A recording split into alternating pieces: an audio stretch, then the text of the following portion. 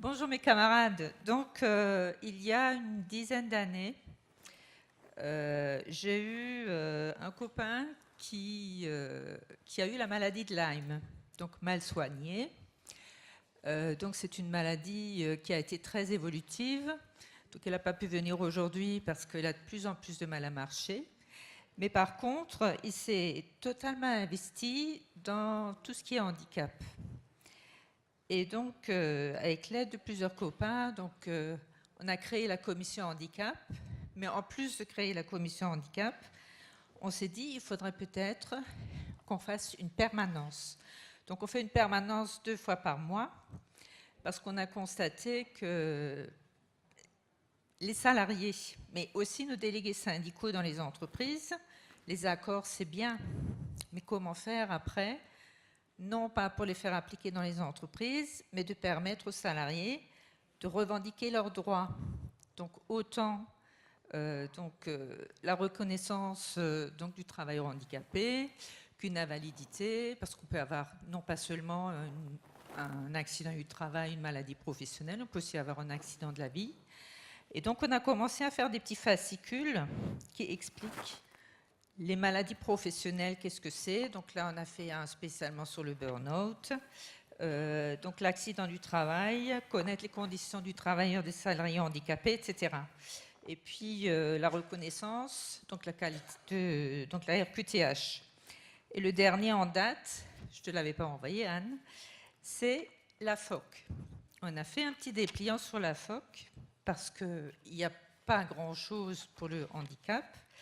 Mais c'est par rapport, donc, est-ce que je peux renoncer à l'achat de mes béquilles?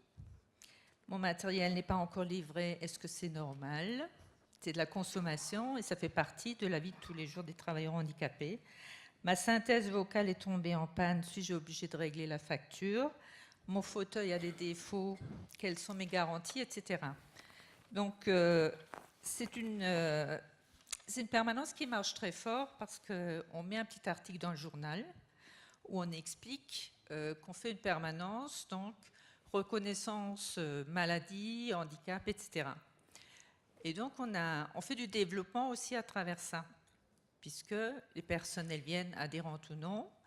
On intervient aussi dans les entreprises si on est demandé, sur par exemple... Voilà, donc j'ai un collègue de travail qui risque d'être licencié pour inaptitude. L'employeur réchigne un petit peu pour dire comment aménager son poste de travail, etc. Donc, si on est sollicité, on y va.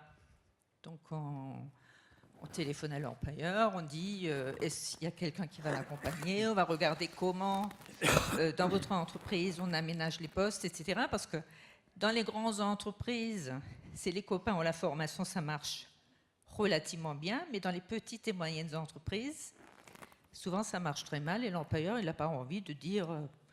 moi, je sais qu'il y a des employeurs qui disent « moi, je n'ai pas envie de me casser la tête à ça, je ne peux pas, point barre, etc. » Mais quand on leur explique, on arrive quand même à... Quand on en va, donc c'est souvent Patrick qui y va. Donc quand on explique à l'employeur comment il peut avoir les aides, qu'est-ce qu'il peut aménager, comment il peut aménager, on arrive quand même à garder des personnes dans l'emploi. Et c'est ça qui est très important. Parce que c'est l'individuel surtout qu'on gère, mais derrière, il y a l'écoute, il y a le moral aussi, parce que très souvent, ils sont un peu démunis, ils ont du mal autant à faire les démarches. Et donc, on fait accueil, soutien, appui et plus. Hein. Aller au TAS, aller dans les entreprises, faire un courrier à l'employeur, faire un courrier à la Sécu et autres.